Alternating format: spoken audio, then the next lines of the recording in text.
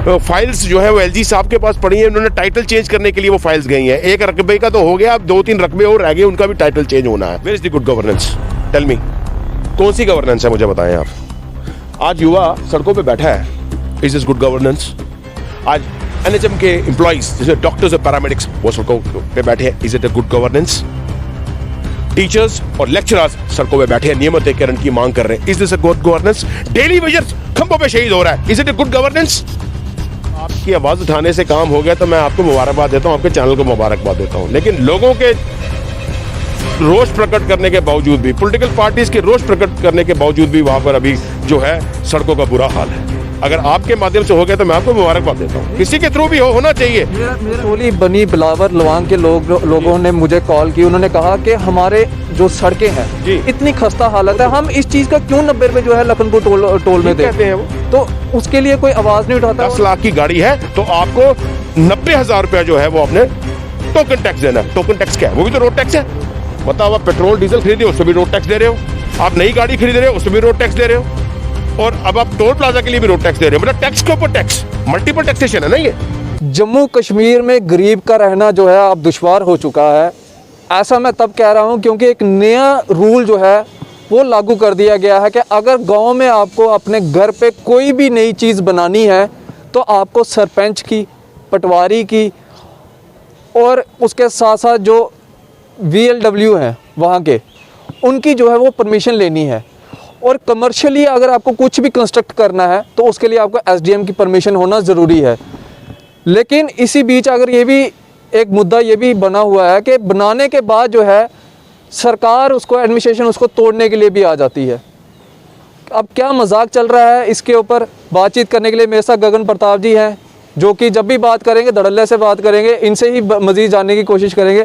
गगन जी, एक नया रूल निकाल दिया गया है कि अगर आपको अपने घर में कुछ भी कंस्ट्रक्ट करना है तो आपको सबसे पहले सरपंच की परमिशन लेनी है या VLW की परमिशन लेनी है, पटवारी की। और कमर्शियली अगर कुछ भी करना है तो SDM की परमिशन ज़रूरी है।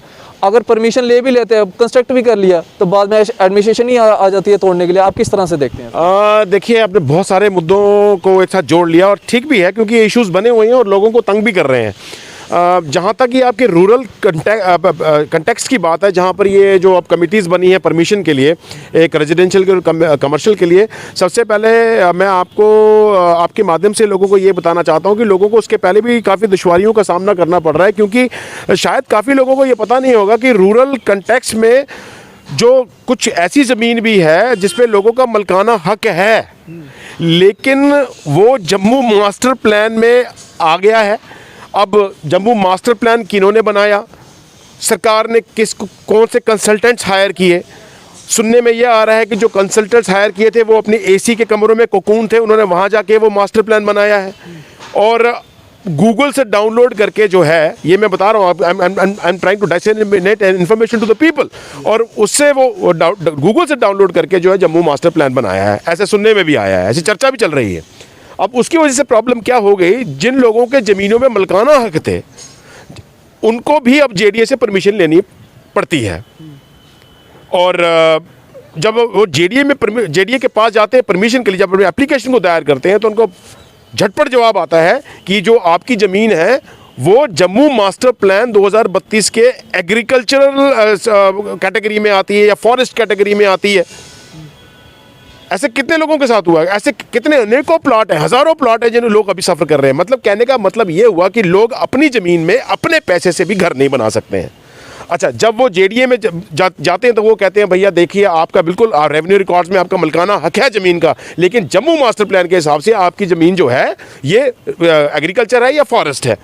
तो ये वहाँ पर ये भी बात सुनने में आई है कि फाइल्स जो है वो LG साहब के पास पड़ी हैं, उन्होंने टाइटल चेंज करने के लिए वो फाइल्स गई हैं। एक रकबे का तो हो गया, अब 2-3 रकबे और रह गए, उनका भी टाइटल चेंज होना है, क्योंकि उन्होंने बिजनेस को भी अब यहाँ पर जो इंडस्ट्रियल पॉलिसी आ रही है उसके हिसाब से वो पता नहीं कब होगा।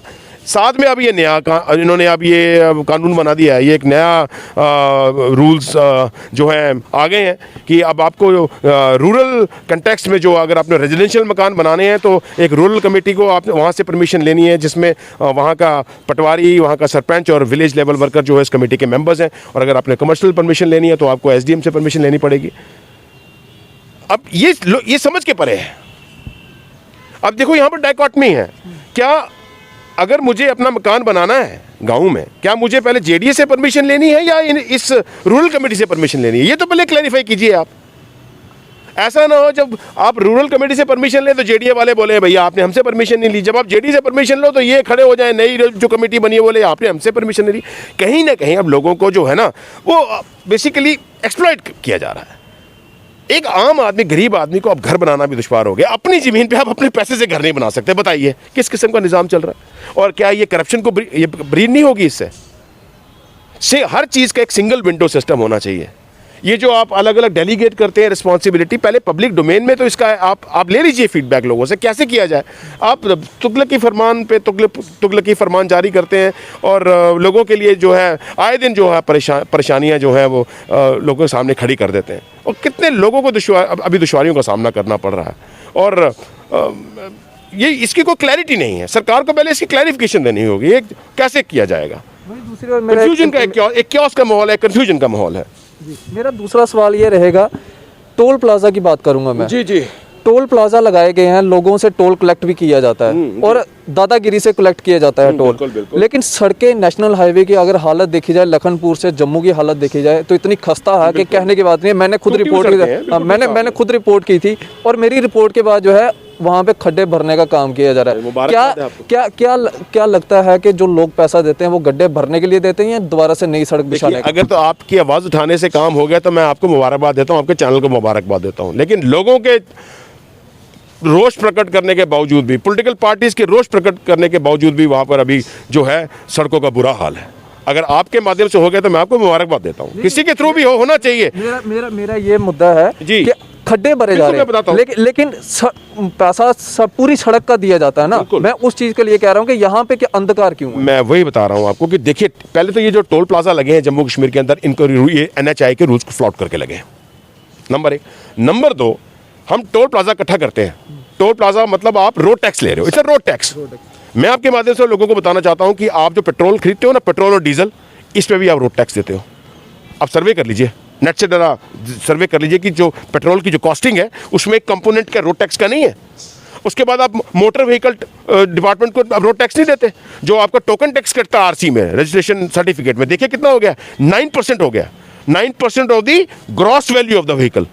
मतलब जो एक्स शोरूम प्राइस है ना गाड़ी की, उसके ऊपर जो GST लगा हुआ है उसके ऊपर जो है वो 9% लगता है। अगर आपने नई गाड़ी खरीदनी है ना, तो नई गाड़ी खरीदेंगे तो सपोज अगर आपका 10 लाख की गाड़ी है तो आपको 90,000 रुपया जो है वो आपने टोकन टैक्स देना। टोकन टैक्स क्या है? वो भी तो रोड टैक्स है। मतलब आप पेट्रोल डीजल खरीदे हो उस पर भी रोड टैक्स दे रहे हो, आप नई गाड़ी खरीद रहे हो उस पर भी रोड टैक्स दे रहे हो, और अब आप टोल प्लाजा के लिए भी रोड टैक्स दे रहे हो। मतलब टैक्स के ऊपर टैक्स, मल्टीपल टैक्सेशन है ना ये कौन सा निज़ाम है? मुझे बताइए आप। लोगों को पता नहीं है, लोगों को पता नहीं है और उसका फ़ायदा सरकार ले रही है।